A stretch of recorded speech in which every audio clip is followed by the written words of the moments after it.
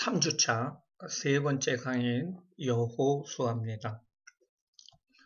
여호수아는 하나님이 이스라엘 백성들을 광야로부터 약속의 땅으로 어떻게 인도해 주심을 보여주고 있고요. 가나안 땅을 차지한 후에 그것을 어떻게 분배되고 정착 과정은 어떠한지를 보여주고 있습니다. 출애굽의 목적인 하나님의 가나안 땅 약속 성취되는 과정을 보여주고 있고요. 기적적으로 도우시는 도움으로 하나님의 신실하심이 입증되고 있고요. 하나님의 은혜 속에 거하라고 이야기를 하고 있습니다. 1장부터 12장까지는 가나안 정복이라고 할 수가 있습니다. 그래서 가나안 정복의 준비가 1장부터 5장까지, 그 다음에 정복의 방법이 6장부터 12장까지 나오고 있습니다. 땅 분배가 13장에서 22장까지 나오고 있는데요. 요단 동편의 지역에 하나님께서 땅을 분배를 하십니다. 그리고 가나안에 이제 두 번에 걸쳐가지고 정착 분배를 하게 되는데요. 길갈에서 이루어진 첫 번째 분배와 실로에서 이루어진 두 번째 분배가 14장에서 19장까지 나오고 있고요. 그리고 도피성에 대해서 20장에 나와 있습니다. 그 레이지파들이 48개 성읍들을 받게 되고요. 이스라엘의 모든 지파의 정착이 완료가 됩니다. 그리고 요단 동편에 지파들이 귀환을 하게 되고요. 그 다음에 23장에 바로 여호수아가 고별 설교를 하게 됩니다. 유언이라고 할 수가 있죠. 그 다음에 24장에 세금 언약을 체결하게 됩니다. 첫 번째로 가나안 정복에 대해서 이야기를 하고 있는데요. 가나안 정복의 준비 과정이 1장부터 5장까지 나오고 있습니다. 모세의 후계자 여호수아가 세움을 받게 됩니다. 그때 하나님께서 함께 하신다고 약속하고 계십니다. 너는 강하고 담대하라. 내가 너와 함께함이라.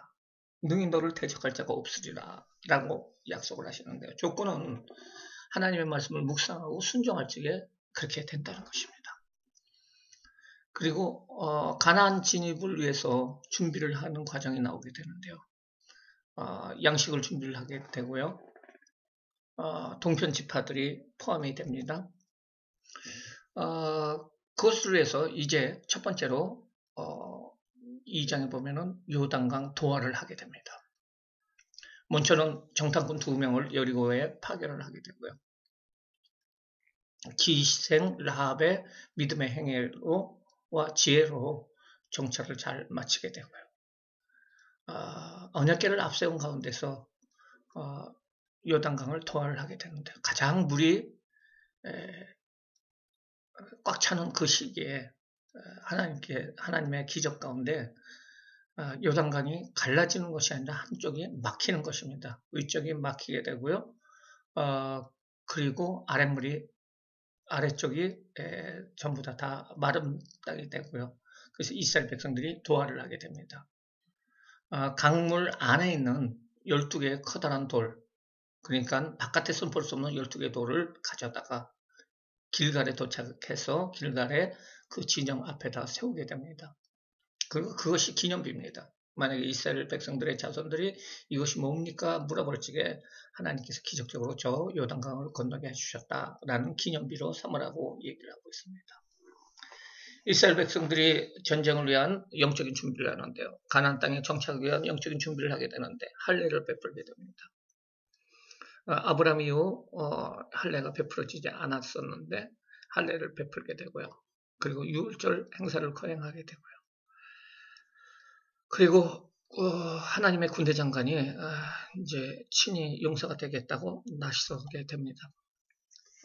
6장은 이제 가나안 중부 지역에 대한 전쟁에 대해서 먼저 나오는데요. 여리고 전쟁을 하게 됩니다. 호레를 육지같이 건너가지고 길갈에서 이제 머물게 되고요. 사실은 이제 길갈이 수경지가 되고 모든 전쟁도 여기서 나갔다 싸우고 돌아오게 되고요.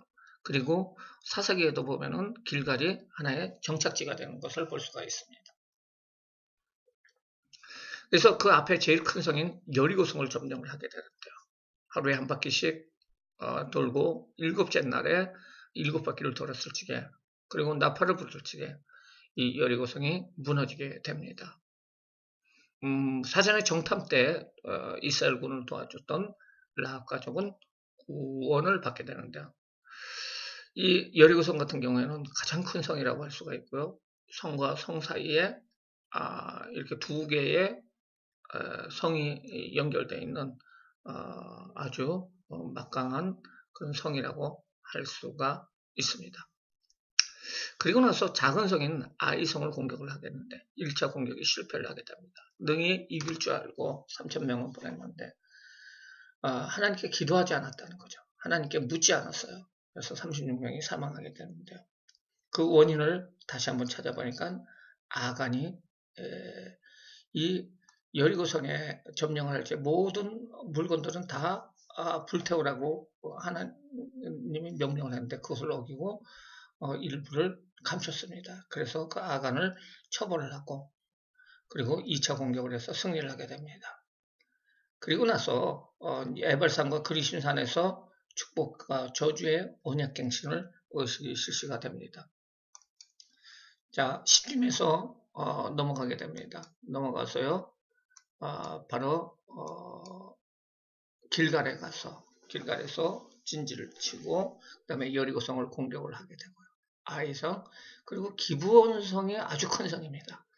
근데 나중에 기브온성 사람들이 항복을 하는 모습을 볼 수가 있습니다. 그래서 그 가나안에 들어서서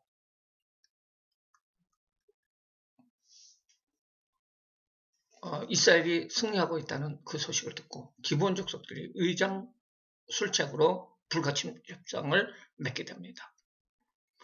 멀리서 온 사람들처럼 변장을 하고 여호수아하고 같이 이제 불가침 조약을 맺게 되는데요. 문제는 이 성이 그 남부 지역에 대표적으로 이렇게 막아주는 성이라고 할 수가 있습니다. 그러니까 이 남부 지역에 있던 5나라 동맹들이 기브온성을 쳐들어오게 돼가지고 기브온을 함락하려고 합니다. 이때 그 기브온 족속들이 여호수아에게 구원을 요청을 하게 되고요. 여호수아가 나가서 이 5성의 사람들하고 싸움을 하게 됩니다. 거기서 승리를 하게 됩니다. 그리고 나서 북쪽 지역에 하솔 왕 야빈을 중심으로 해가지고 북부 연합군이 결성이 됩니다. 그때 이스라엘이 길갈에서부터 북부 지역으로 가가지고 싸움에서 승리를 하게 됩니다. 그러므로 말미암아 중부 지역 싸움, 남부 지역 싸움, 북부 지역 싸움, 사실은 세부적인 싸움은 승리를 못했지만 커다란 싸움을 승리를 함으로 말미암아 정복 사업이 마무리가 됩니다.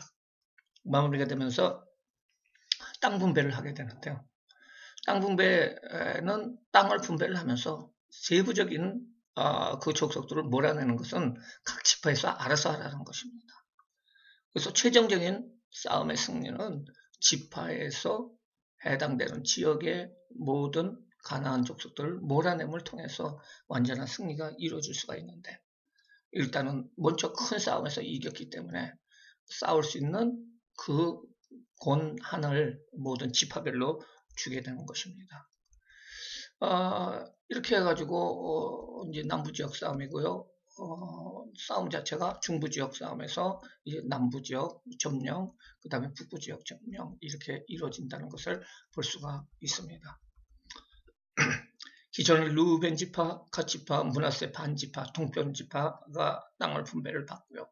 시므온 지파, 유다 지파, 베냐민, 에브라임, 단, 그 다음에 므낫세 서쪽, 그 다음에 이사갈, 스불론, 아셀, 납달리 지파가 바로 영토를 분배를 받게 되고요. 이곳 가운데서 싸우라는 거예요. 사사기에 가면 그런데 단지파 같은 경우는 싸움에서 지게 돼요. 유다 지파는 점령을 하게 돼요. 이렇게 지파별로 문제가 발생이 됩니다. 땅의 분배에 대해서 13장에서 22장이 나오는데요. 13장 1절에서 33절까지 하나님 지시로 지파별로 요단 동편 지파를 분배를 받게 되는데 루벤, 갓, 므낫세 반 지파가 받게 되는데요. 단 뭐냐면은 이들이 서쪽의 싸움에서 나가라는 거예요. 분배를 받고 그냥 주저앉지 말고 싸움에 적극 참여하라는 것입니다. 14장도 19장까지는 길갈에서 첫 분배가 유다 지파, 에브람 지파, 므낫세 지파라고 할 수가 있습니다. 제비뽑기로 땅을 분배를 하게 되는데 여기서 문제가 지파의 족속 중에서 스브로핫 족속에 이제 지파별로 받으면은 또 족속별로 분배가 되는데 슬로브핫의 그 아들이 없어요. 딸만 있어요. 그래서 땅을 못 받을 것 같아요. 그래서 딸들이 항의를 하게 됩니다. 그래서 딸들도 받아라 라고 결론이 나오게 됩니다. 실로에서 두 번째 땅 분배가 있는데요. 실로에 이스라엘 백성들 모으고 회막을 세우고요. 나머지 7지파의 기업을 분배하는 모습을 볼 수가 있습니다. 그래서 회막이 어디로 갑니까? 길갈에서 실로로 가는 모습을 볼 수가 있습니다. 20장에서 1절서부터 9절까지는 도피성에 대해서 얘기하고 있습니다. 부중 중에 살인한 자입니다. 왜 그러느냐? 예를 들어서 그냥 돌을 집에서 던졌는데 그 돌을 맞고 사람이 죽었어요. 살인할 의도가 없어요. 그때 무죄를 선고할 수도 있지만은 이 사람들이 죽은 사람의 가족들이 또 앙심을 품고 이 살인한 사람을 죽일 수도 있지 않습니까? 그래서 6개의 도피성을 줘가지고요. 그 도피성에서 숨을 수 있도록 추가적인 살인이 일어나지 않도록 도피성을 지정을 하게 되고요. 레위 지파들은 땅 분배에서 12지파가 아니기 때문에 분배에서 죄가 됐어요. 근데 각 지파별로 해가지고 3개 내지 4개 모두 48개 성과 초지를 분배를 받게 됩니다. 그래서 이스라엘의 정착이 완료가 된다는 것입니다. 그리고 요단 동편의 지파들이 귀환을 하게 돼요. 귀환을 하게 되고요.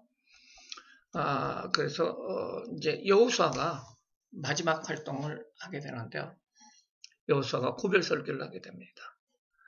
집회를 열어서 하나님께 충성할 것을 여호수아가 유언으로 말하게 됩니다. 23장이요. 24장에 가면은 세금에서 언약 체결을 하게 됩니다. 충성을 다하겠다. 하나님의 구원의 오늘 회상하면서 하나님을 섬길 것을 공고를 하게 되고요.